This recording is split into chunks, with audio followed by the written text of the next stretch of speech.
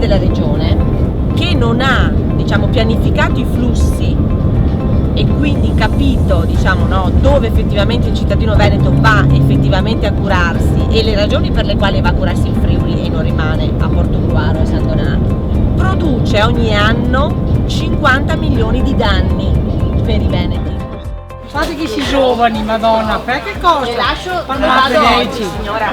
Passa il posto ai più giovani, perché se giusto stare il posto ai più giovani. Arrivo anche lì. Salutata. Le lascio anche la foto. Buona giornata. Guarda che bella. Arrivederci. Darvi il meglio.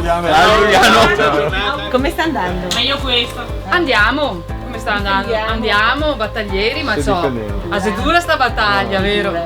Ciao, alla prossima. Grazie. Si respira anche un'aria diversa rispetto ai luoghi che normalmente siamo abituati a vedere. C'è servizio, personale sorridente. Ciao, vieni da me. Dai, come stai? Sa benissimo di cosa parla quando parliamo di Regione Veneto. Siamo stati in un'eccellenza, nostra casa di riposo, e ha subito detto che tutte così dovrebbero essere. Quindi abbiamo veramente lo sprint giusto e lei è la persona giusta soprattutto. Io lascio la parola ad Alessandra. Grazie.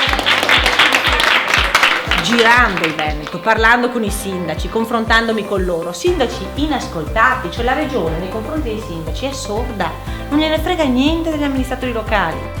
È rimasta con le finestre chiuse per troppi anni e per una questione di salute della democrazia le finestre ad un certo punto le devi spalancare per far entrare aria, perché sennò lì dentro si muore soffocato. Lo facciamo insieme, contagiando tante persone.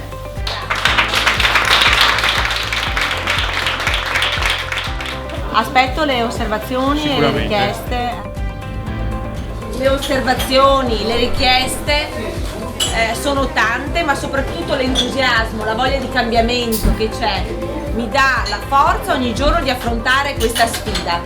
Potrei parlarvi della sanità, che era uno dei migliori modelli, quello dell'integrazione sociosanitaria, ma nessuna pianificazione, nessuna progettualità, nessun fondo, nessun aiuto e sostegno viene riservato al sociale.